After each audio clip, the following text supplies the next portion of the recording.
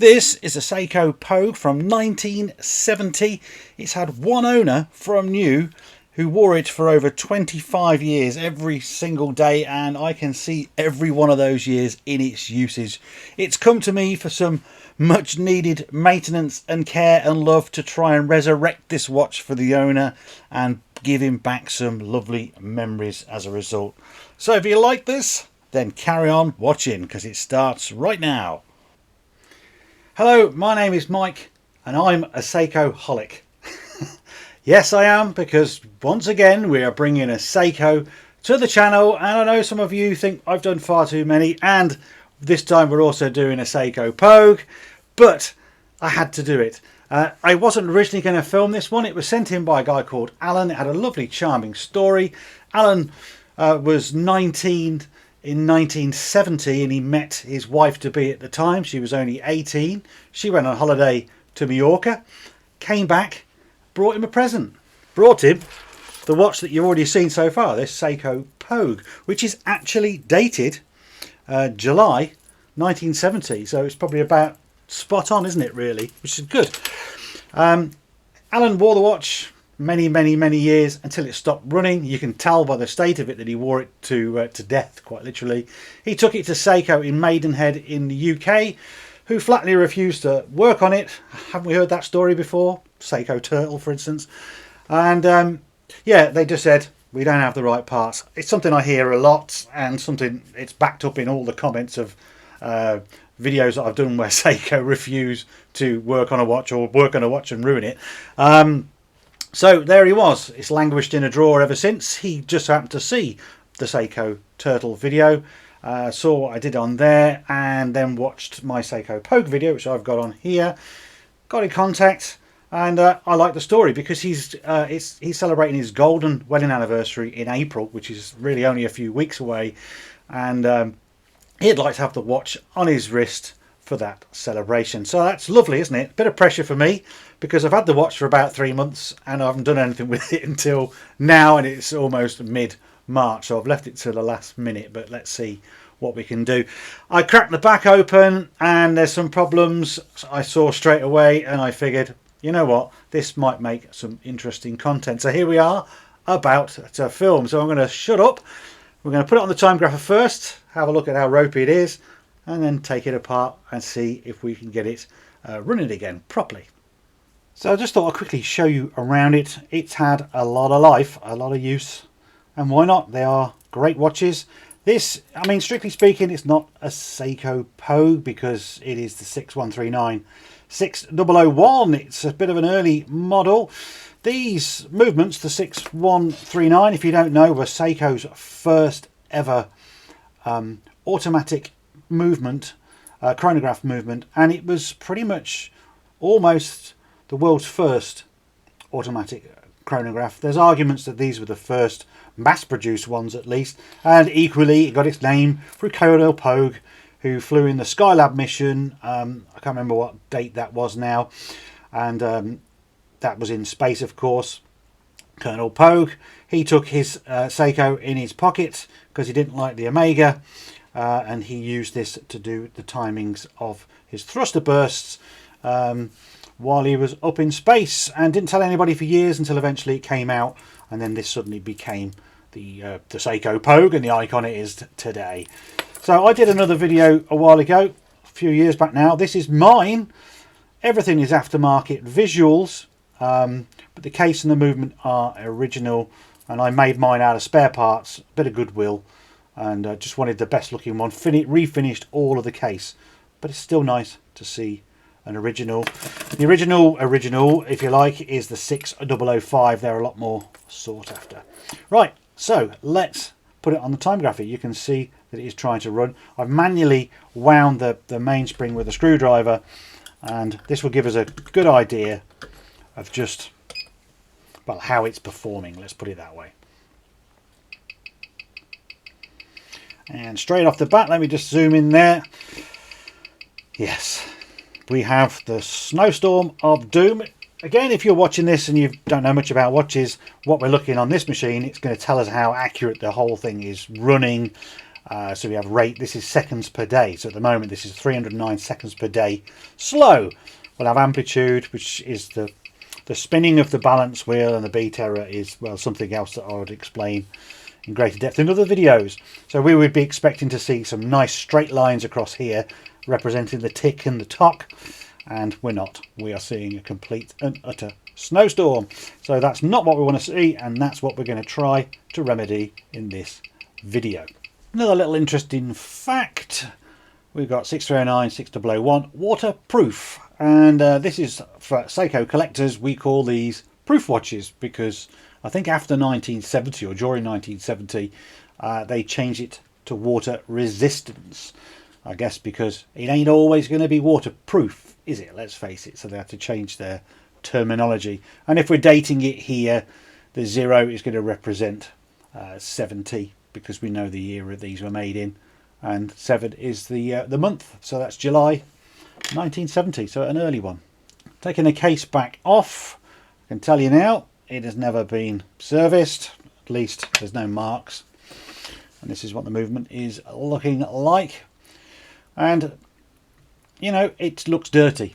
Simple as that, really. There's no alarming things I can see straight away. This rotor looks pretty solid. You can't see what I'm doing, but I'm just trying to see how loose the bearings might be.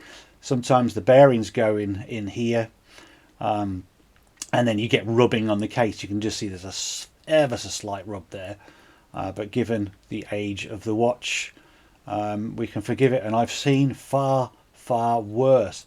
So with the rotor out of the way, you have this movement ring in here, and we like to push the pushers in, but they are absolutely welded solid. Look at this, look, not moving at all, and that is very typical on these. I'll be honest, I can't get that out very easily. Oh, there we go, a bit of dirt or rust there, ever so slightly. And straight away, look at that one. Can you see it? It is bent, and this is what you see on these all the time. They seem to get stiff and sticky, and the owners push the pushers in desperation and push them so hard that they bend. And then that is usually a bit of a catastrophe. We have to try and straighten them. Now I have to try and free those up, and that doesn't look like it's going to move. I don't like to use a screwdriver, but I don't think I've got much choice. You need to push them back. That one ain't going anywhere. Right. We can at least remove the crown. Excuse my fingers. I'm not so worried about it at the moment. And I just said that. And this pusher just shot across the room. There's the spring. Well, at least one's come out. I've got to find the pusher now. It's on the floor somewhere. Here it is. Look at the bend on that. Wow. Well, at least we've got one out. Let's remove the stem. Just going to push in there. At least that one comes out fine. We'll go into this later on. So we have the one remaining pusher, and I'm a little concerned with this one. It looks far too bent. Okay, well, it's back enough to get the movement out. Okay, there we have it.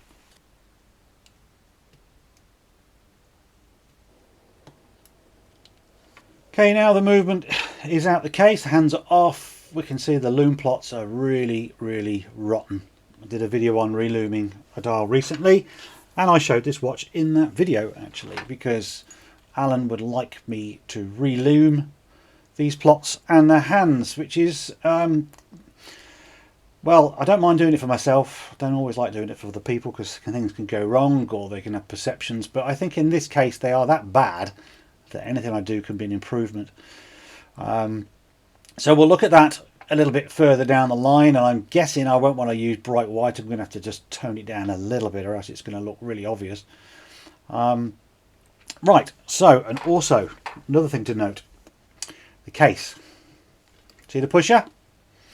Pusher's supposed to go through the hole. It's never going to go through the hole. It is bent that bad. And this is a bit dangerous because I'm going to have to get in there with some pliers to actually bend it. I've got no choice. And I don't want to do that while the inner bezel is still in the watch because I might knock it. So I'm going to have to pry all this off. So we're going to strip the movement down first of all. Okay then, let's take it apart. Now as you can see, I'm trying to do this a bit on my digital camera and it always hampers me a little bit on the view.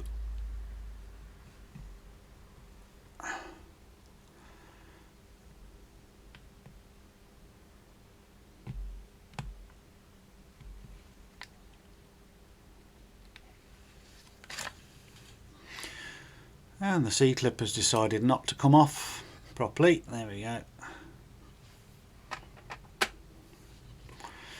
Then we can carefully take out the day wheel. Right, so as I whip through this, we will keep an eye out for problems. But that's about it. Now I've got it in a movement holder a friend of mine makes, and it moves around a little bit. So I've done lots of these and I find them quite pleasurable. These screws were not tight at all, but again, kind of expected. I'll see how I can persevere with this holder. I don't like the way the movement keeps moving. It's a bit unnerving.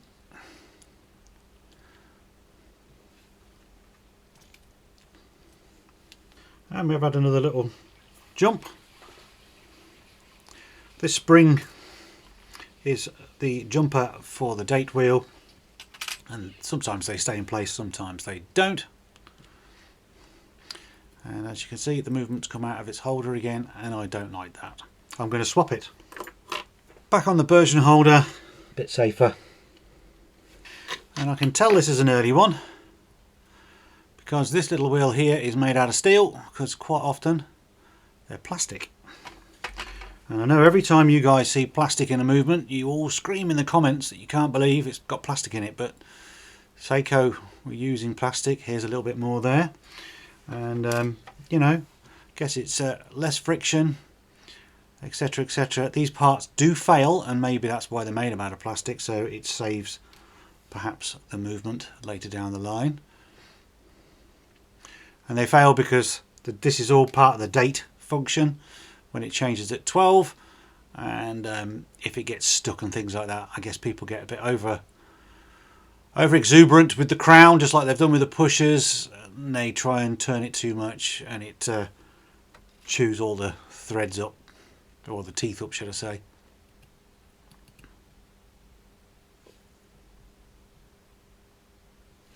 A few slips going on the screwdrivers because I need to really dress them for the right size hole.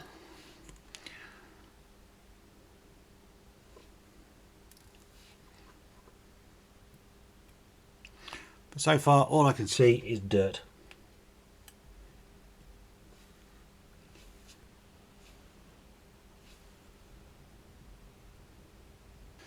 So we have the setting lever.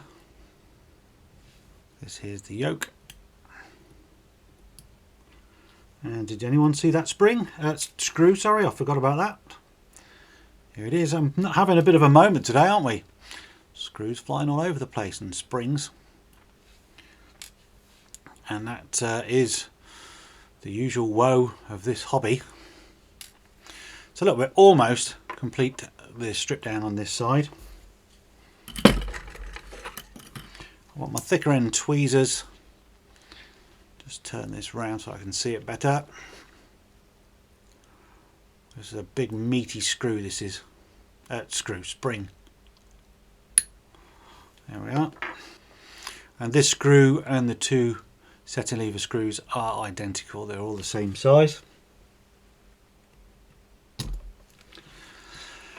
Yes, the woes of the 6139 and having a suitable holder.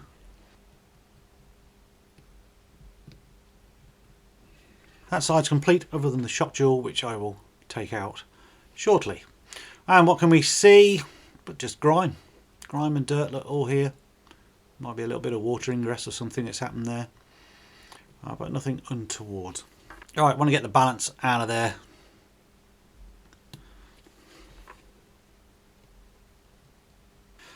Now I do have my movement on top of a cushion, and that is definitely not ideal, because when you push down everything squashes, and purely on there just for the access for the camera and so that I can still see what I'm doing. Another screw jumped off, and it's friended as well. They're all trying to run away from me today. It's not a good sign. Right, you have to be careful sometimes taking this off, because there's a lot of power in the watch. Well, we're okay. And you see where the oil's been, look, left its trace.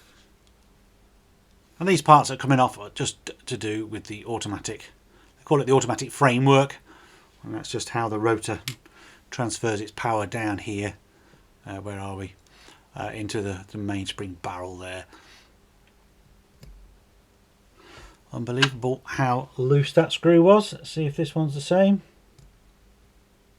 Yep, not even finger tight. Interesting. Got all the, I guess it's rust or debris of some sort. So this version is the 6319A, and there is a later B version which they just changed a few things. For instance, this spring here changed its shape. Hold it with a bit of pegwood or a bit of plastic and disarm it like so. Have the hammer. This one's on a lot stronger. And now at this position we can contemplate letting down the power in the mainspring that I manually wound in a little bit earlier.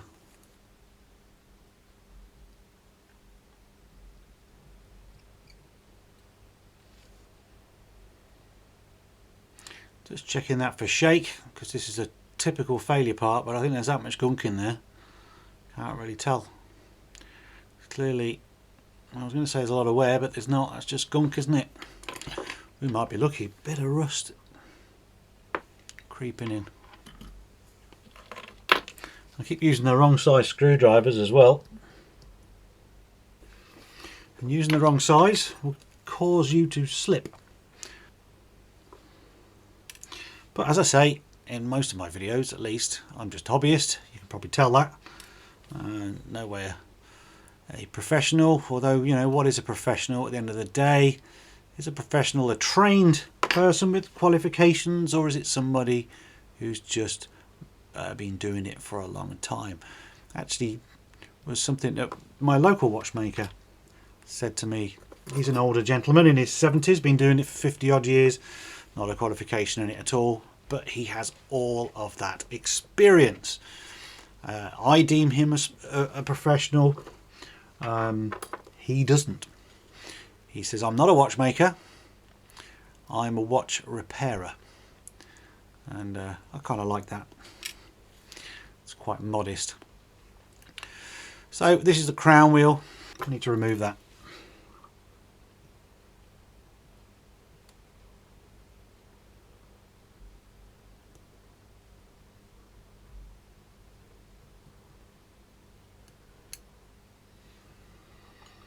And something else flew, but fortunately it didn't go far. That's this little washer. Lose that, and I don't know where I'd find a replacement. Oh God. Look at this screw. Look at it. Look, I can just turn it. Where's the other ones? That one's a little bit more solid than that one.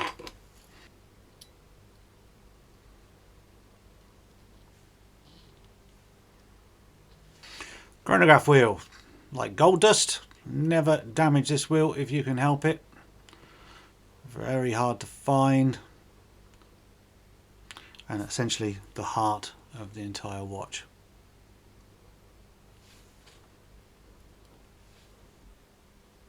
Well, I really think I'm the first person in here in the 50, what are we on, 55 years. And yeah, it's nice feeling. And look, you know, here we go. Oh, look at all that. 55 years and the thing still runs and it's never had a clean. That's Seiko for you. You know, this grease might have saved it actually. This was runny once. Don't see any wear around that hole at all.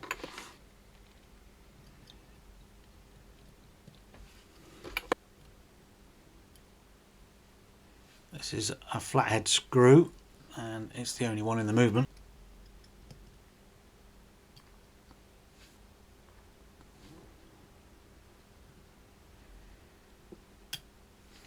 That is the movement stripped. This wheel being a little bit stiff, you can see that bit of tarnish there, so I'll have to clean that up.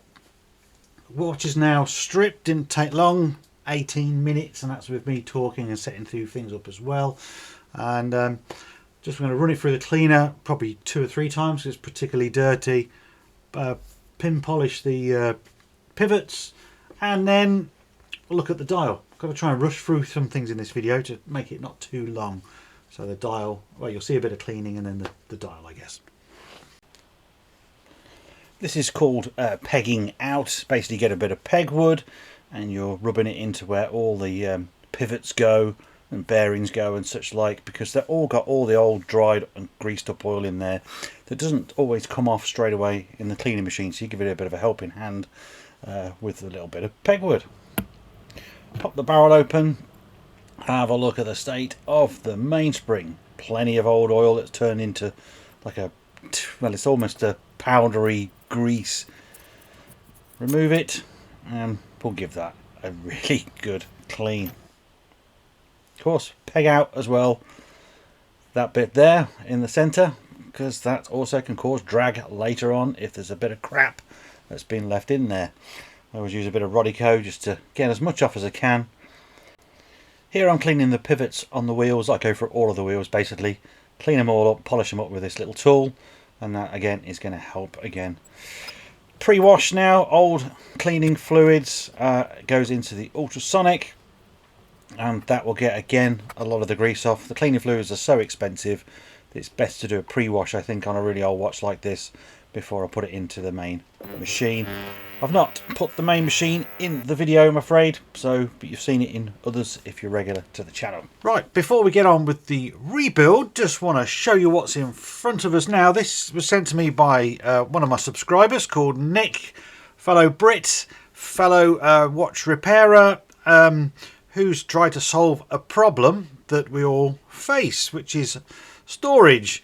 And I think what he's come up with here is fantastic. Now, these are available on his eBay store, Akagi watches, and I will leave a link below. So, you know, a lot of us might use something like this in my videos. Even in this video, you've seen me use these. I buy these from cousins. They're only a few pounds and they're brilliant. This is the best thing I've got. I've got 5 of these in total. Yeah, very, very good. I also recently bought this one.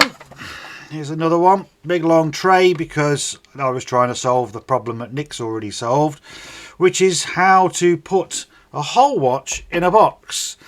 So if we open this up, you can see that this is the Pogue all in pieces, and the whole thing fits in this box, and there's some really cool bits to it. So you can see these here. These are little trays. All right, I'm just going to try and zoom in so you can see. So these are 3D printed, I think, but they're little trays that you can put on your bench as you're working away. You can't get the zoom out to the bench. So rather than having the box in front of you, you can be putting your little parts in here, right next to your movement holder. Here we go. Zoom. I can't get everything in. You know, it's brilliant from that idea. You put it in the back in your tray there. Everyone's a winner. But I've managed to get in here the bracelet. I've got the dial, the new crystal, the case back, the case, some other parts in here. At the back here we have a separate tray. Look, just holds the mainspring. I mean, how good is that? yeah, these are brilliant. $18.99 he has them for sale for, so it's a little bit more expensive than the other trays I've shown you. But yeah, to me, I'm going to be buying, because I'm always working on more than one watch, and now I'm selling watches that I restore and things as well on the TimeTease website. I've got plenty of projects going on, and this has always been the problem. Where do I put the case and the bracelet and things like that while I'm working on the movement? And now there is a solution to keep everything in one place. It is really, really good. Hinges down. It looks like the parts are going to fall over the place, but they don't. It's nice and safe. I've got everything in there that I need. Closes nicely. It's got some grippy rubber feet as well, so you can't, you know, you can accidentally hit it, but it ain't going to move anywhere. Look, 10 out of 10, Nick. I think this is brilliant, and you're going to be seeing this more in other videos, because these will be probably much my go-to. So there we go. Link in description below. Nick, thanks for sending this in, and hopefully a lot of people might be interested in these, because yeah, genuinely solving a problem.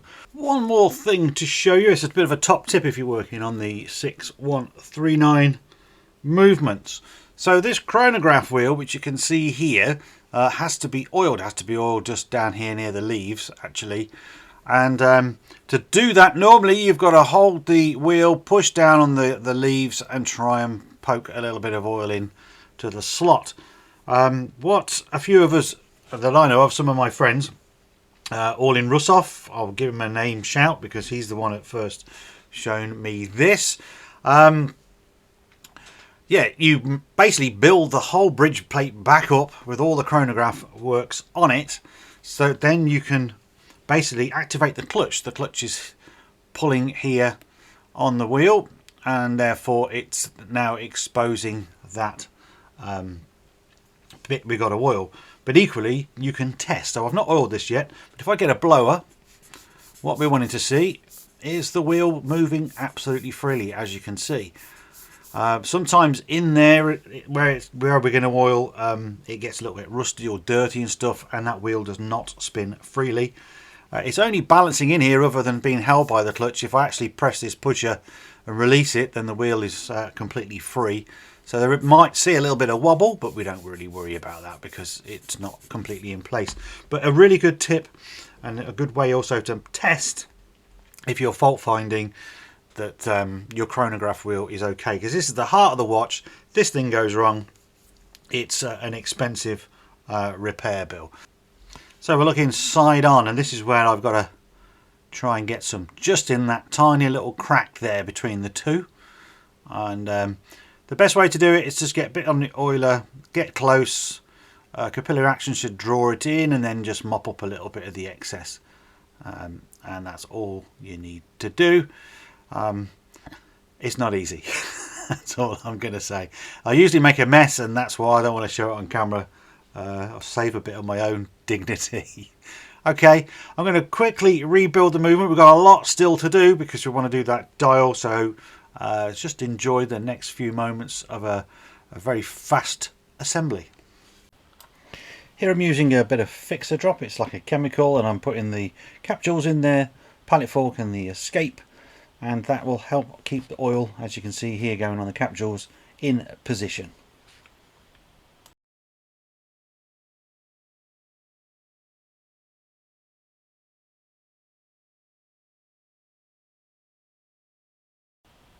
And while we get on with the build, I would like to thank my Patreon supporters. Your help means the world to me, so thank you for that. And if anyone would like to become a Patreon, there is a link in the description below. There's different tiers depending on how you'd like to support me, and the result will be you get early access to videos, ad-free videos, and other little goodies along the way as well. So please go and check out that if you want to, but it's fine, of course, if you don't.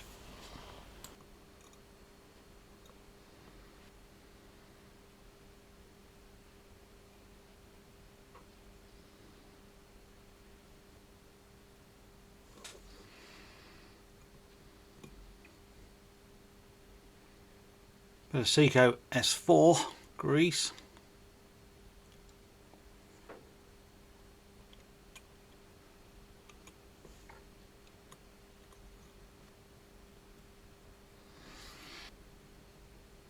So we need to oil where that little lump is, just there.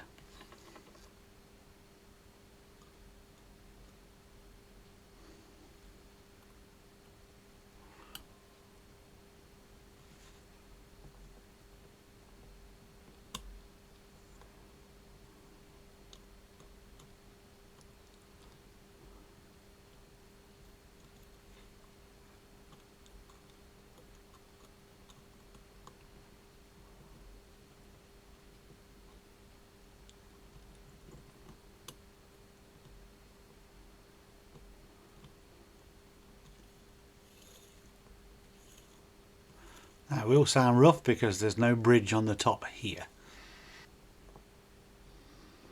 I pre-greased the hole there on the top of the bridge with the Seiko S4 grease.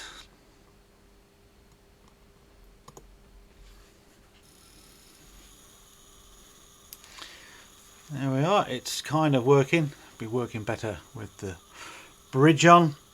Now normally I would recommend that at this point put your escape in, you put your balance in, and you just put the bridge plate on without any of the chronograph works. Test it on the Timegrapher. I'm just going to rush because just trying to film this bit quick and just rebuild the movement here, and we'll check it later. Hope it's all right. So the crown wheel looks really rough, doesn't it?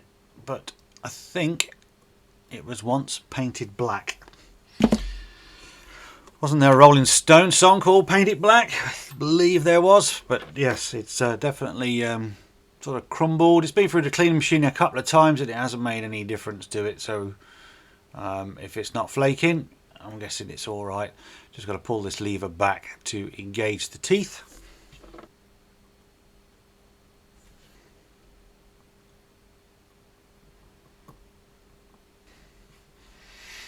And I've just adjusted this by one click because I don't want the clutch engaged while I put these levers on. So now using the new synthetic, it's not D5 anymore, it's 1300, HP 1300 Mobius. And the difference is the D5 I believe is organic and this is synthetic. I'm not sure the manual tells me to grease there either, but the way I see it is a moving part, metal on metal, and it can't hurt, can it? And then we've got to put a little bit of grease in between there. And I've got a bit of Seiko S4. Horrible stuff. It doesn't want to come off the oiler.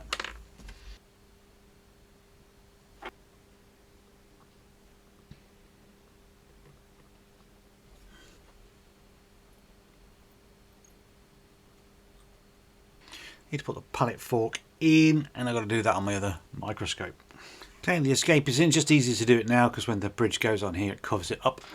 Quick explanation of something. So we have what appears to be a screw here, and that is not a screw, that is an eccentric screw. So you don't ever want to undo it, you want to leave it where it is. It basically adjusts the gapping of these levers, so if there's ever anything wrong then you can move them in or out a little bit basically, but I tend not to touch them unless I see a problem. 9010 with a HP 1300 on this one because it's metal on metal. This is the hammer and it appears to have quite a bit of tarnish on it.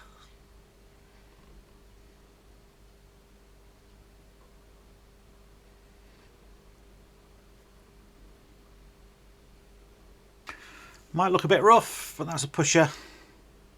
I'm not going to go back and forward like that, you see. Again, I'll wipe off any excess if I feel I need to. At the moment, just want to get plenty on there.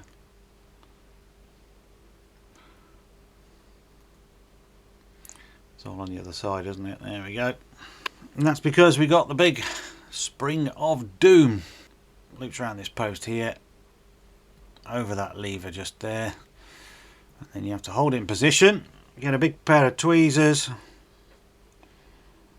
and apply maximum pressure to try and hook it over the end. This is not easy on film, the way I'm set up. Looking at it all weird and on the camera.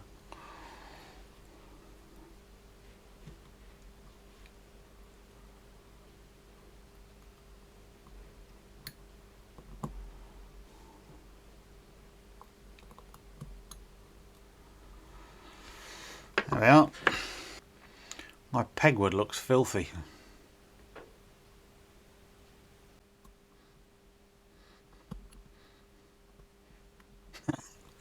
Honestly, you try doing this staring at a camera screen. It is like, it's like playing Operation. I just need an alarm to go off every time I get it wrong and I touch the sides.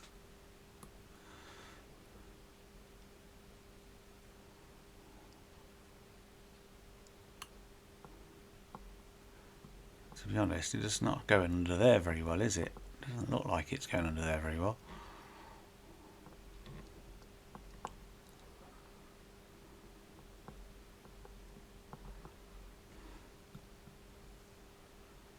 Yeah, I'm not sure about that. I have to look at it closely. It doesn't look like it's sitting properly. So we just want a thin layer 9010 on these contact surfaces. And they interact with a heart-shaped part on that wheel and this wheel, and that's what resets the hands to 0. So essentially that's all of the chronograph works installed. It's very simplistic on these.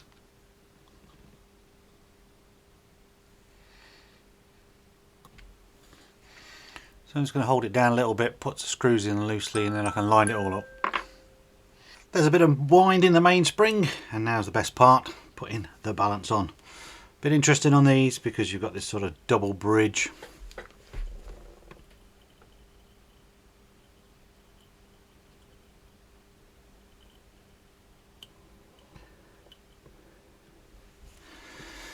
Now, it could be slightly overbanked. No, there we go. Perfect, brilliant.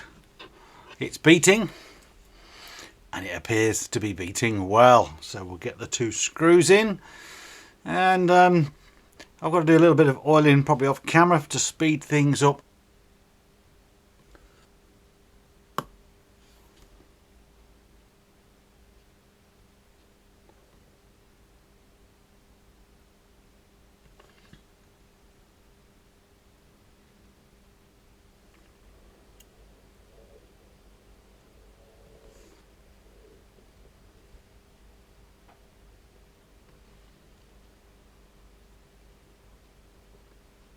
And you can see there's a little bit of tarnish that's gone through. It's like rubs into the brass alloy underneath.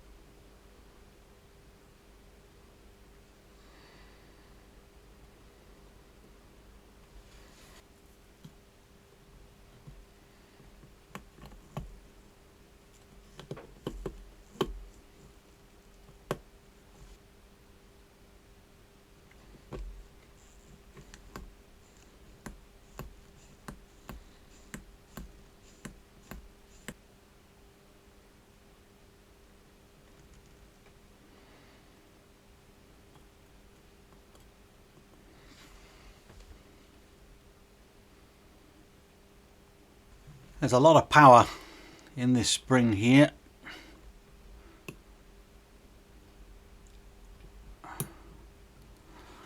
There we go. And that's for the quick set, so I'll push the crown in You can see it operate here.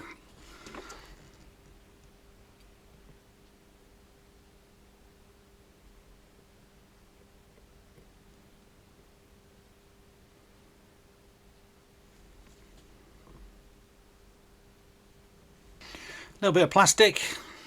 A lot of people frown about plastic in movements. Seiko were using this for this particular part and sometimes this wheel. And I think it's just because it's frictionless, it doesn't need lubrication. And equally, it can fail, or it can sort of prevent the rest of the watch being damaged, I think, because if things get jammed, people like to push crowns in, for instance, and pushers, as we know on this watch, the pushers are being squashed right in, and this is the failure point, which then stops everything. I've seen these mangled before, so I sometimes think, I wonder if it's a safety device more than anything else. End of the day, it's been in there 50 years. It's not brittle, it's absolutely fine. There we go, that's that bit sorted.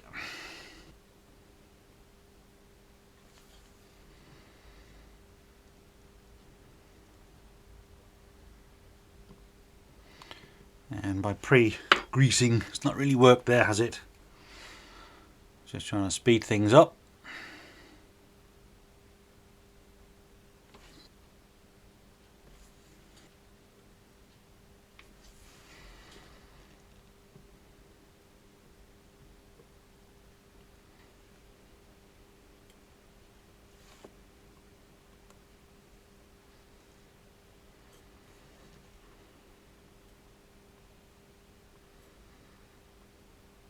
Smallest screws on the movement.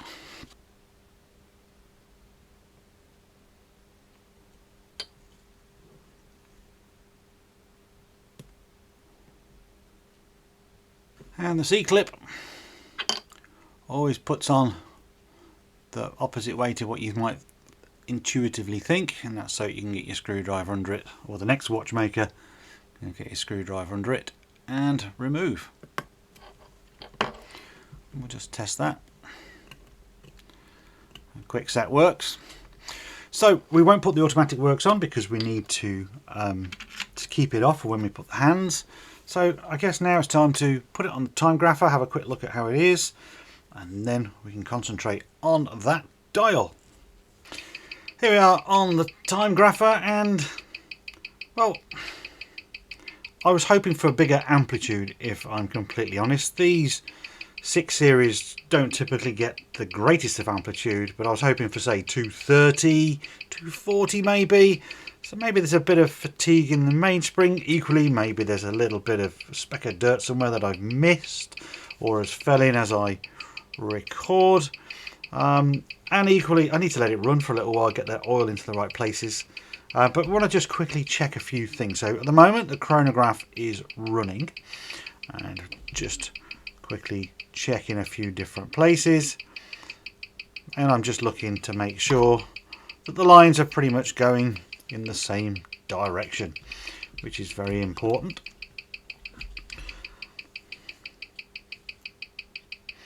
And I'm doing this ever so quickly. I should be leaving it for minutes at a time in each position to get a good mean, but I'm just looking to make sure that it's consistent right now, which it pretty much is.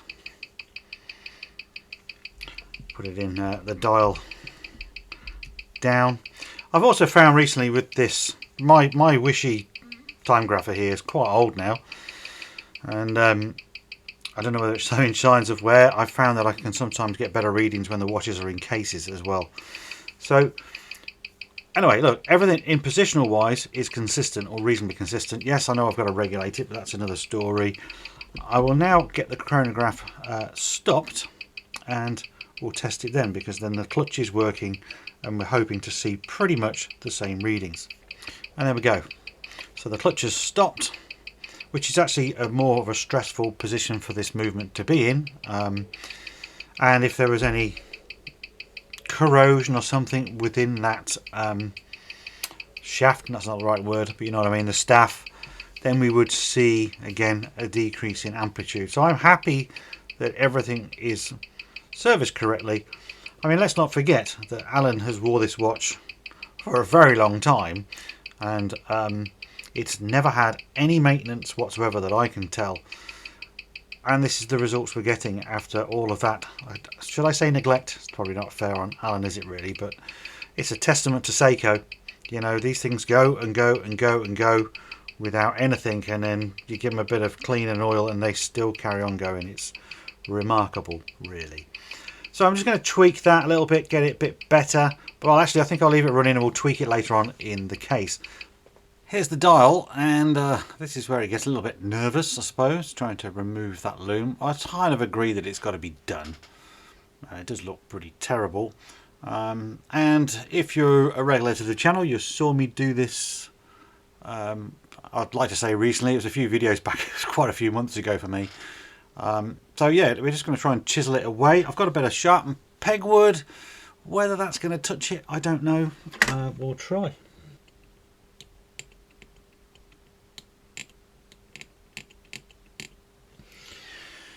And the answer is no. So that's interesting, because that's what worked last time, but it clearly is kind of baked on. So I might need to use something to soften it rather than try and scratch away, or I could use a pair of tweezers to have a go, but you don't want to damage what's underneath.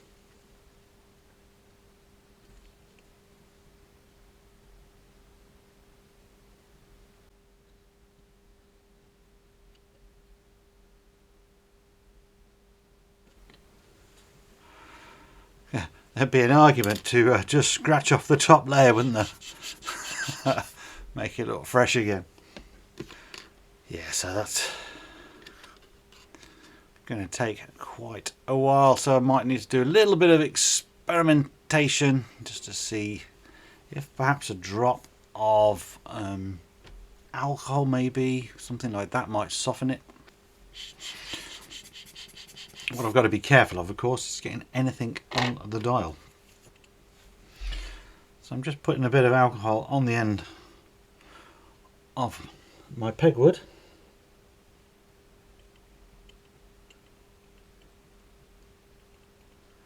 And I think it's having an effect.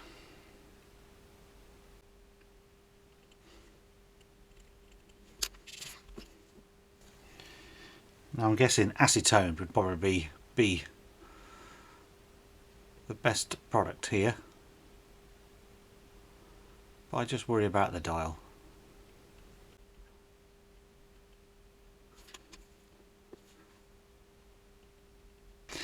It's slow going.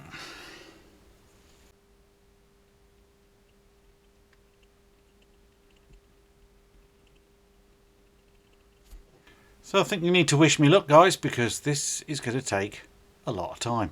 I'm going to practice with some of the products just to see if I can find a better way. I'll see you in just a sec. So I've done two. They don't look pretty. We're going to zoom in just a second.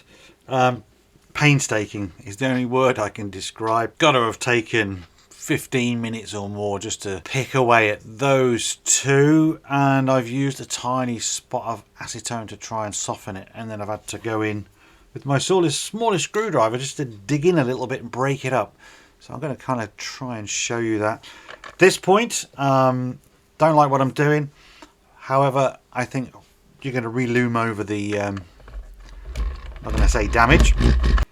So here we are, this is what you can see. So first of all, I haven't touched the top parts. They're all like this, as you can see. It's all corroding, for want of a better word. So here was the first one, and I've had to get a little bit aggressive with sharper objects, whether it's been tweezers or whatnot. This one I was a little bit more careful with, and you can see like a bit of brass or whatever they make these out of underneath, and yeah, I'm just hoping that when I re-lume it's fine. Certainly don't want to ruin the dial, but then equally when you look at these under the microscope, they look bloody awful, don't they? So this one, as you can see, right, so we'll just use this as an example. Close up, the wood doesn't do anything. I'm having to put quite a lot of pressure on, and what my worry is slipping, going through any of the transfers or anything. So I'm dipping my wood in a little bit of nail polish remover, so it's soaked into the wood, and then I can soak it also like so. And then I'll just leave that for a minute or two. Maybe I should leave it for more, but I do worry about what it does. I'm not a chemist. So yeah, so I'll let that soak in a bit, and then I'll try and chisel it away. So that's not been long enough probably, but just to try and show you. I come in with my smallest, tiniest screwdriver, which looks enormous. And then this, I can just wiggle. It is quite thick, the lume. So I've been breaking it up a little bit, and then applying a bit more of the acetone, and just chip away slowly but surely. So look, you know, if you're watching this and you've got a real good solution, then please let me know. Am I just being overcautious? Would it damage the dial, for instance? I feel it possibly would. So I've got a real painstaking job to do here that I'm not prepared to film every indice that I do, because it would make this longer than any Hollywood blockbuster. And yeah, by the way, this lume is not radioactive, okay? So I'm pretty safe to pick away at it and use my blower to get rid of it as well. So wish me luck. I'm going to remove all of this on my stereoscope, put some tunes on, drink a beer, and see you in a week. Okay, here's the dial. Removed all that lume. It took absolutely ages, and you can see there's like tarnish really on the bottom, as well as some scratches. And I think that's what actually causes some of the lume rot. I think it just reacts with it. You'll see that a bit closer in a moment when we start to apply. So I'm going to be using the Persian lume kit that I've used before. This is the white one. So I want to tone it down just a tad. I've got some instant coffee, way more than we'll ever need. I don't want to make it too faux vintage, but I just think bright white may just look a bit too on top, given the patina of the case. There's the case still. You know, you tell me what you think. I'm just going to be very mild, just trying to just knock off like a little bit. So let's get it all mixed up. Well, at this point I was going to show you the mixing of the lume, but I didn't press record until the very end, and now you have this very strange snot looking thing in front of you. It always looks a bit darker than it really is. Obviously it dries white, and I didn't use a lot of coffee at all, so my apologies, but now you'll see it applied. Start with the hands.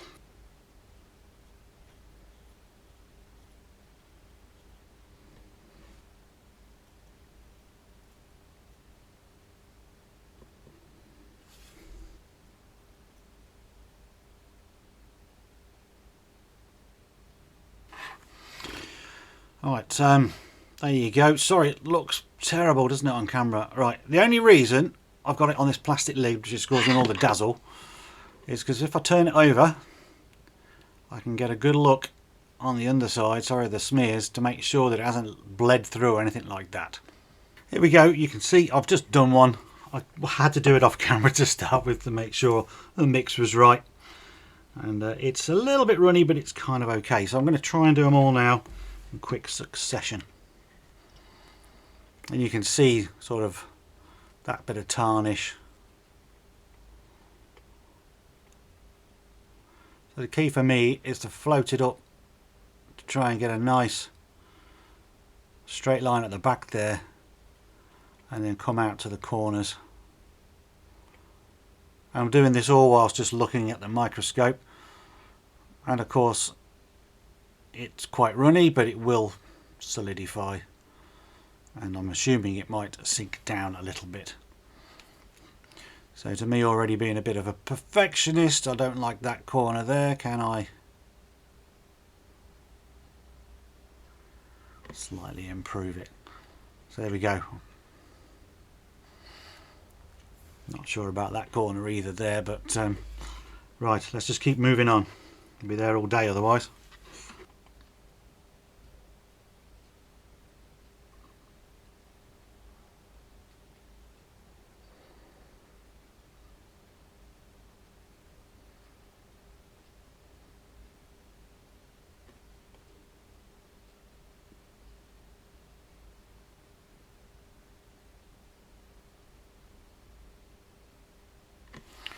That one went on nice. Now it's time for the big one. And there was a lot of tarnish on this right at the top edge where I'm oiling now. You can just where I'm luming now. You can just kind of see it, and it's all come away. All the silver reflective part.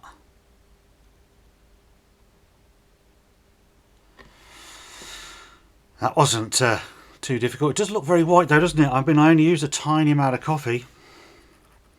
Hope I'm not going to regret that.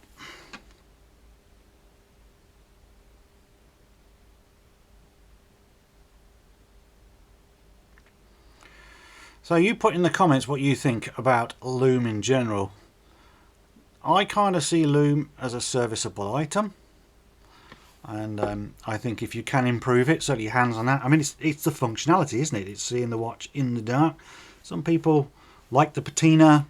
I think you shouldn't touch it. Obviously, radium lume is a bit of a no-no. There are ways. I've seen people, and people have told me how to remove radium as safely as it can be. But yeah, I just think, you know, this refreshes the dial. It's bringing the watch in to have its functionality back. And I personally don't like ugly lume. I think old rotten lume or crumbling lume is unattractive, and it needs to be fixed. And you know, I don't know whether, you know, if you took your watch to a local watchmaker, whether it's something they would routinely do. I can't get that last little bit on that one, can I?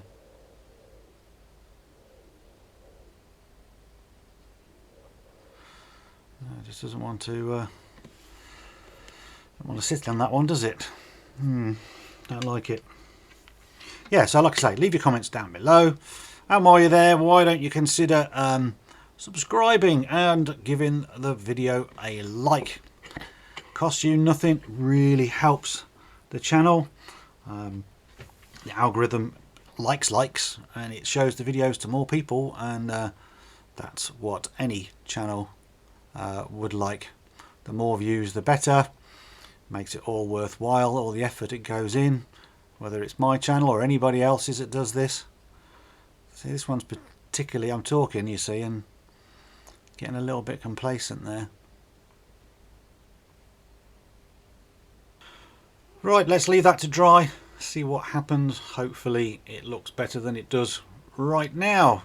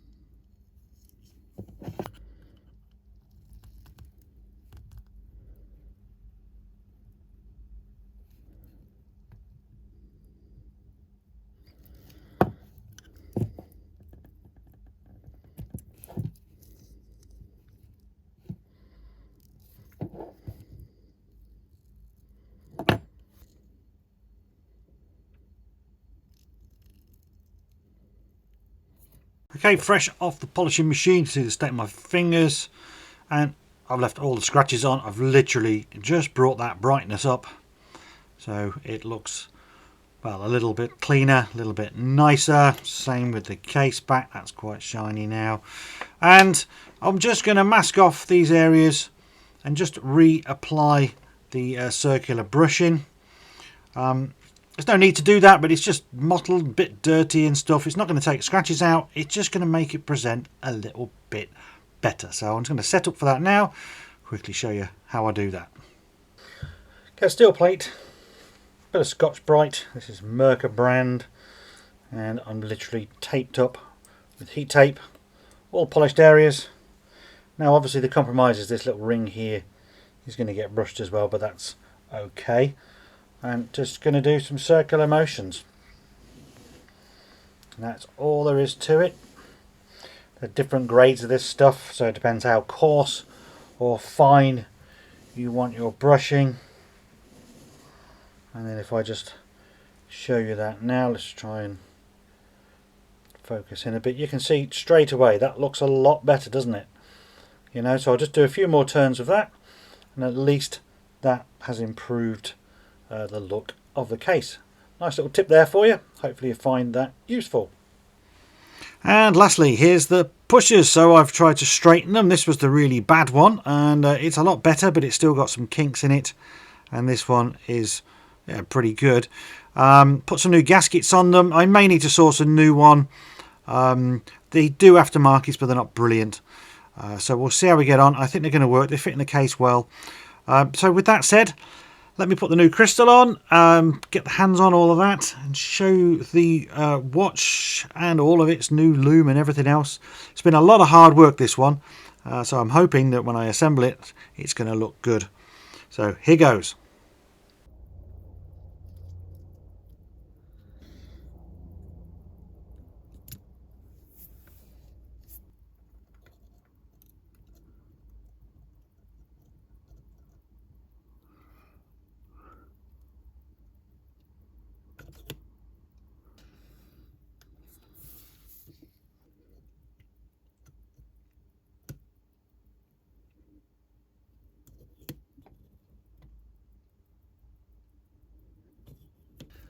The ability with this holder is that I can press and hold the reset, because that's what you're supposed to do, and it does it automatically, so I don't have to do it by holding it in.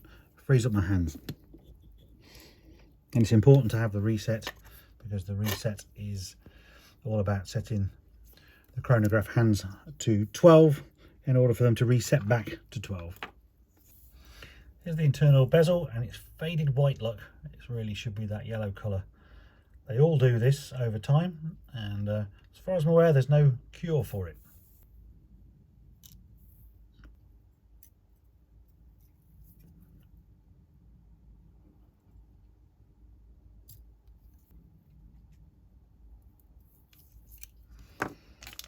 I will be using this as the crystal reference in case any of you are interested.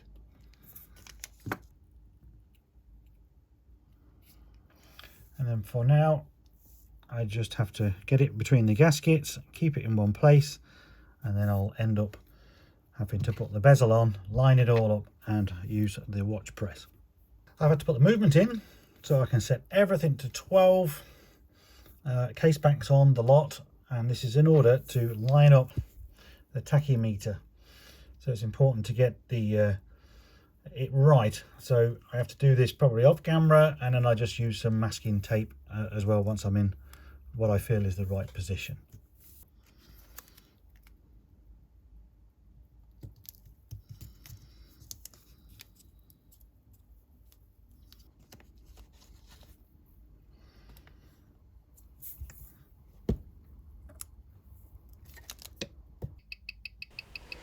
Right, I've got to do a voiceover at this bit because it takes a bit of concentration, and this is me regulating the watch. So I'm going to be moving what's called the stud, and that's going to bring those two lines which represent the tick and the tock, and it's going to bring them closer together. That's what we want to do. We want to make ideally one solid line, and that means the tick and the tock have got equal swings or equal timings.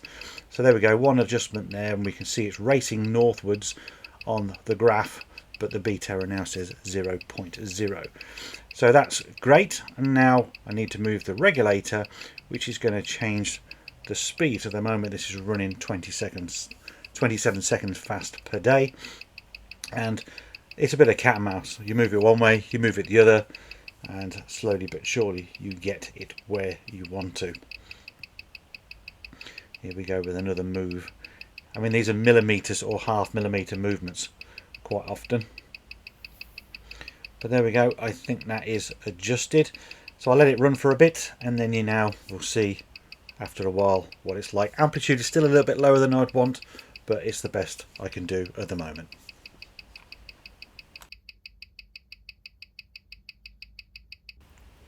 So I'm just going to assemble the automatic works here. But I just wanted to say one thing, and it's something I mentioned right at the start. Alan took this watch to Seiko, who refused it, saying they don't have parts.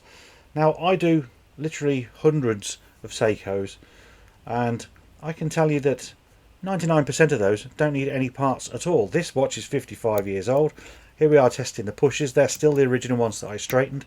I've changed nothing in this watch other than give it a good clean. There may be wear to some parts in places, but it's good enough to get it going. So the argument of parts is very weak, I think. Okay, before I show you the final watch, just a quick thing. Consider hitting the like button. Really does help. If you've got this far, then surely you've enjoyed the video. So hit that like button. It's going to help me immensely. Leave your comments below. I'm active in the comment section and I'll be reading every single one. Try to reply to as many as I can. Be very interesting to see what you've got to say about how I tackled this watch. Whether you've got any suggestions, criticisms, or whatever you want to say, put it down there and I will read it. If you're new to the channel, consider subscribing, and if you want to support me in any way possible, then Patreon is a good way. That is, you're going to get ad-free videos, videos before their main release, some stuff behind the scenes and other comments and posts that I make on there, so that would be greatly appreciated. You can buy merch. You can buy this t-shirt I'm wearing now, or the Seikoholics or other ones. They're on my Time-Tees website. The link is down below. I'm also going to be doing another vintage watch sale drop very soon. I'm working through some more at the moment. That became very popular. Thank you to the people who bought a watch from me. Really do appreciate it. And some of the money is already gone to buying another project for the channel. So there we go. Okay, right, with that all out the way, then let's now show you the final watch. And thanks for watching, by the way. Here we are back where we started outside. You can see it in all of its glory now. And it's taken about 3 weeks to get it from start to finish and to do the editing. There is one question I'm sure you're wondering, because you've not seen it in the video so far. What does the lume look like? Well, I'm going to show you. A little dazzle of the UV pen, and the version lume burns green, burns bright, and it burns for quite a long time because the layer I've put on is quite thick. So I'm very pleased with that.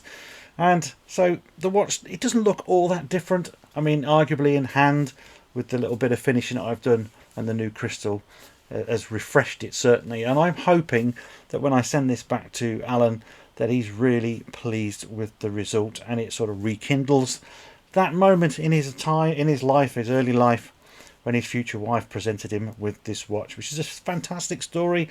And I'm glad to have had a little part in it along the way here to restore it for him and bring back those memories in time for his 50th anniversary. So there we go, guys. It's another Seiko done. This has taken a lot of work, and I'm really pleased with the end result. And you can achieve this too. It just takes time and persistence and practice. That's all. And anybody, I think, can do this. It's nothing special. It's just, well, make the small things look bigger. That's the main thing I will say. If a small screw looks like a big screw through magnification, you're halfway there. Anyway, that's it. Thanks for watching. See you very soon in the next one. Bye for now.